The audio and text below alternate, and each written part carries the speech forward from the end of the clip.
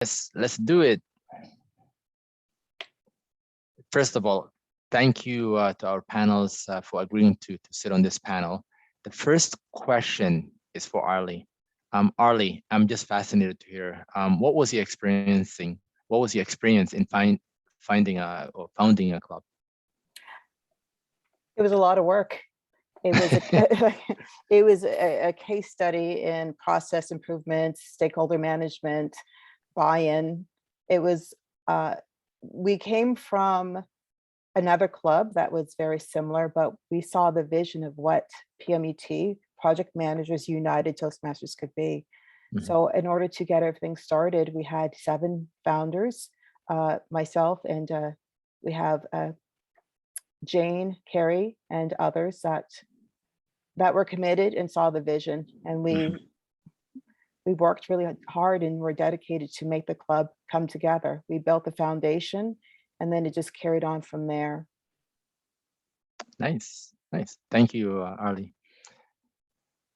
Carrie, I would like to ask you this idea of Toastmaster with the focus in project management element.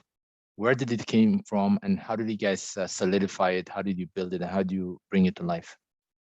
Well, I think a big part of it came from the founding members' ideas, and also a big driver was Rod Chambers, who unfortunately is no longer with us, but he was one of the driving forces of that, and he had the idea years ago to reach out to PMI to get the PDU credits, and Rod kind of carried that all the way through. And in fact, I found out about Toastmasters from Rod attending a PMI career event, because Rod used to present.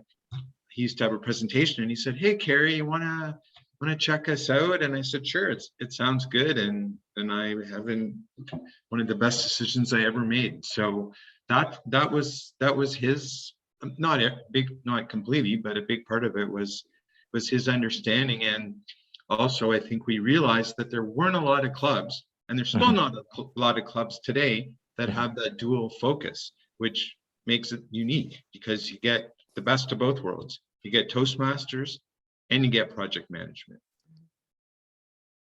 Nice. Well, as somebody who joined 3 Toastmaster different clubs, one in Toronto, this is my second one in Toronto, another one in Riyadh, Saudi Arabia, when I was stationed there. I can tell you that first of all, there's not many clubs that are hybrid, PM and the Toastmasters. And second of all, the culture here is totally different. When Didier was speaking to his favorite experience, that first session that he attended, and walked up to Lionel, who was the treasurer at the time, and saying that, "Take my money." I gave a speech last session, and I didn't know Lionel at the time, but literally the welcoming effect that just finding home. I had a check, that I was interacting with Jane before I came. She was the VP of membership at the time, and I didn't know Lionel at the time, but in my mind, I wanted to say, "Shut up and take my money," but I didn't say that, of course. Jane, where are you? Yeah, at the top right there. I have a question for you. Can you've handled a couple of different roles within the organization, and one of them is a really big role in the sense of membership. Talk to me about the culture and how you guys build this culture that we operating in tonight. Thank you, Liban. In every committee members hold an important role running the club together, and I was very privileged to be a treasurer, secretary, and also VP of membership. And VP membership was the role that I enjoyed the most. It was the door to the club, and my role was to convert when we have new guests, and I'm the first person to greet the guests and get to know the guests before they become a member. And it was not easy position, but I remember the question I ask the guests the most is, why did you decide to join the club? And at that time, we were meeting at the Toronto Metro Hall. It was very conveniently located close to Union Station. And one member told me that he joined the club because he can avoid rush hour home. And I was like, oh, I like that. So honest. But he also stayed throughout the year. I'm sure it's more than the traffic jam he's avoiding too. And he fell in love with the club. And what inspired me at the position is I can see a member grow from their icebreaker to a competent communicator. And people don't see that in themselves. If you go to the gym for one day and look into the mirror, you see nothing. Then you go to the gym on the next day, you look into the mirror and you see nothing either. But if you keep working out, I promise you will see progress. And public speaking is like a muscle. The more you do it, the stronger and better you'll become. And so that drives me running the club in the background. Over to Li Ban. And as somebody who interacts with you on a weekly basis, we really appreciate you being there for us. Arlie, I want to come back to you and ask you a question that I probably asked you a few times, but if you can share your thoughts with everyone. You were there from day one. You actually supporting me as a past president of the organization. Can you talk about, if you put on your historian hat, can you talk about the history of the club and the major change that you've seen? Gosh, we all came from, as I mentioned before, we all came from a club that existed before. And there was a tug of war between the TM and the PM aspect of the club. The 7 of us believed the PM part was the big draw, but the new executive wanted to go in another direction.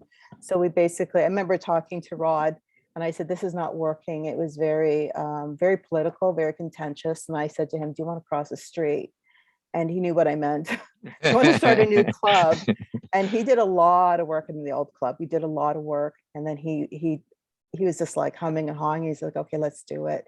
And we put it together. I mean, it was a lot, as I mentioned, I remember, thanks Jane, she opened up where she worked. They had a boardroom. We had a lot of meetings in the boardroom after hours. There was a lot of phone calls and emails just to set the foundation of PMUT. The club has evolved into something that's really, truly exciting for me to witness. It's gone from the club, which has that TM foundation, Project Management and Toastmasters Foundation. And then we've gone into a community and a network and a culture. And it's very difficult to create, but a lot of people get it. And I'm going to pick on DTA because we're running out of time. My favorite thing is to see people come into the club and they get it. I remember seeing DTA, I remember DTA and Li Ban and Melina and Kristen. I remember your first meetings because I saw it in your eyes were dancing and the wheels were turning. And I thought, okay, they get it. Because for me, that's my aha moment. When I went to a meeting, it was just like, I found my people. I can communicate with you and you get me. And if I want to have a particular conversation, you will understand exactly what I'm saying. So to create that and to bottle that and to make it into a system and a process is very difficult, but something that we all are very proud of and that it continues to evolve. Thank you, Arlene. Thank you, Li Ban. 2 more questions, and I will ask same question to our next 2 panelists, Carrie and Jane. If you were to give advice to any one of us, particularly our guests, what advice would you give them? I'll have Carrie go first. Carrie, you're on mute. I was going to be nice and let you go first. Okay. Stalling. No. Okay. Thank you for the question, Lee Van. So I would say, I mean, a lot of people come here for different reasons. So you might want to come here to learn public speaking. You might want to come here for leadership. You might want to come here for networking.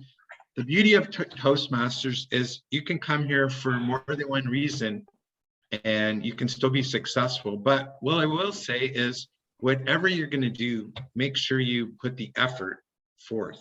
So you're only going to get out of this what you put into it. So if you really want to work on public speaking, then sign up on Pathways. And if you really want to do leadership, get involved in the committees or the club executives. You can do both, but there's a lot of opportunity here and you can choose whichever path you want. But if you put the effort into it, you will get a lot out of it. And I can say that after 5 years, I've got way more out than I've put in, and it's been a wonderful experience. So thank you. That's a great advice. Thank you, Carrie. Jane, last but not least, you have the floor. People have 100 reasons to join Toastmaster Club. Also, people have 100 reasons not to join Toastmaster Club.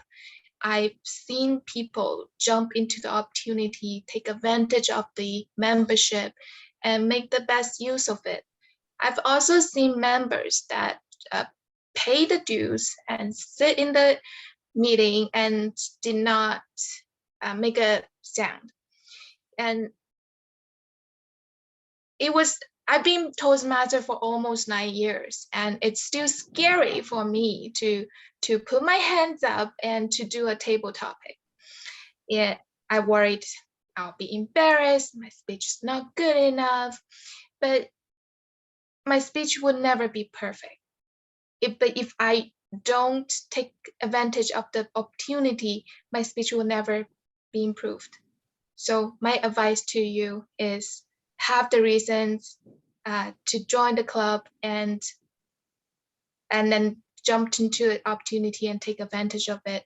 And trust me, you will be a different person 2023 today. That's a great advice. Thank you, Carrie. Thank you, Jane. Thank you, Arlie, for being our panelists. Thank you for sharing your thoughts and perspective on the club, where it came from and where it's at today. That concludes the second panel. The next item is